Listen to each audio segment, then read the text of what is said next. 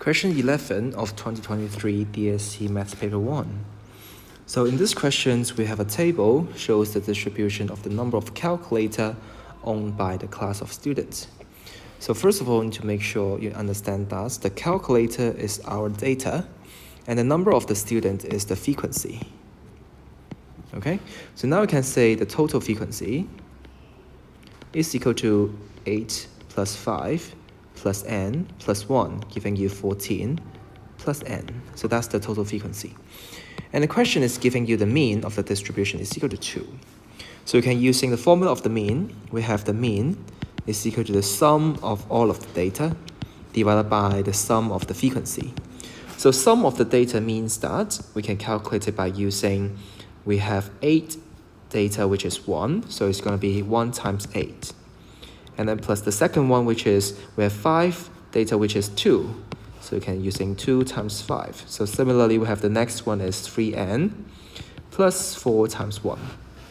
And then we can divide by the total frequency, which is calculated here, that is 14 plus n.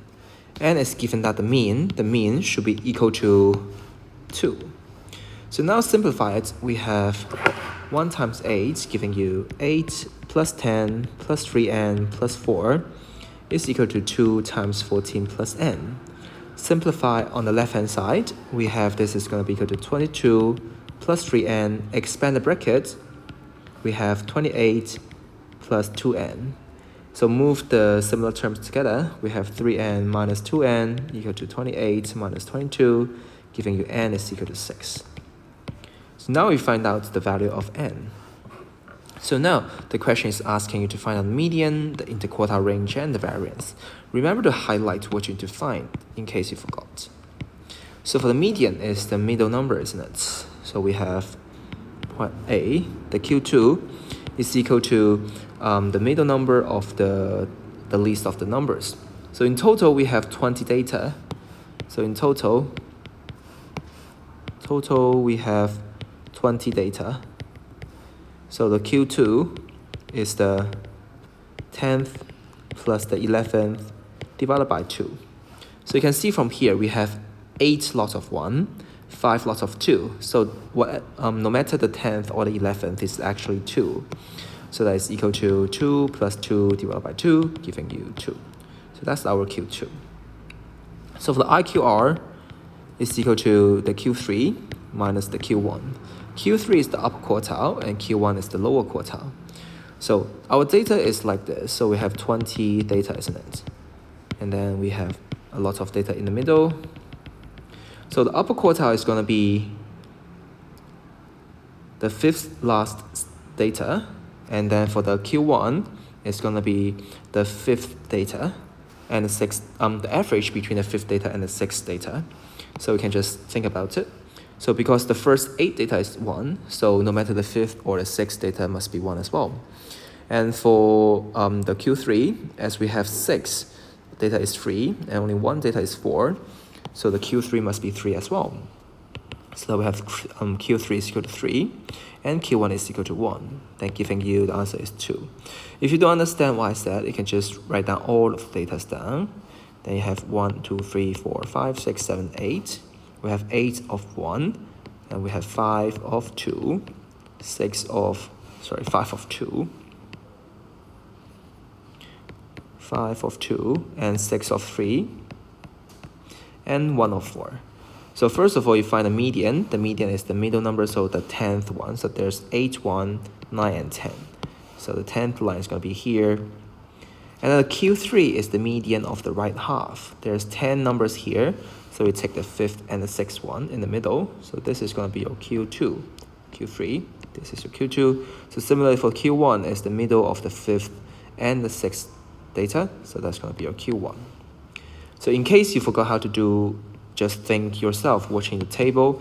Just take some time and draw all of the data down. Write down all of the data and count them one by one. Okay? It's okay to use a lot of time in these questions because if you just aim for level 2, it doesn't matter. Okay? So for the next part, we have 2 students now withdraw from the class. So 2 of the students now withdraw from the class. We can say less the numbers is going to be A and B. Okay, it's found that the mean, we have the mean remains unchanged. So we can say the new mean is still equal to 2. Then the question is asking, is there any change in the range due to the withdrawal of the 2 students? So the range is equal to what? So you can think about the range. We have the formula of range is equal to the maximum minus the minimum, isn't it? So if the maximum or the minimum being changed, then the range is going to be changed, isn't it? So the new mean, we can calculate using the formula, still sum of the total divided by the total frequency. So now the data is gone, which is A and B, isn't it? Now what is the original total? It's going to be 2 times 20. So 2 is the original mean, and 20 is the original frequency. Because the mean is 2 and we have 20 of the data, then the sum of the data must be 2 times 20. And then we have A and B being left, so we can just minus A minus B and divide by the new total frequency, which is 18. Because originally we have 20 and 2 of them is gone. So the new mean is still equal to 2. Then simplify this equation, we have 40 minus A minus B equal to 2 times 18. And then we can moving the negative A, negative B to the right-hand side, becomes positive A plus B equal to 40 minus 36. So that we have A plus B is equal to 4. Then as A and B is actually integers, because it actually can be 1, 2, 3, or 4, then we can say the only combination is going to be AB can be only equal to 1, 3, 2, 2, or 3, 1. But think about it. Even that one of the 1 is gone, we still have 7 ones, so it won't affect the minimum. And no matter 3 or 2 is gone, it won't affect the range. And now you think about, there's only if this 4 data, the data which is 4 calculator is gone, is left, then our range is going to be changed. But now the only possible cases is just left with 1, 2, or 3 calculators. So we can say there's no change. There's no change of the range. Okay? Because the maximum and the minimum doesn't get any changed. Okay, so that's for question 11.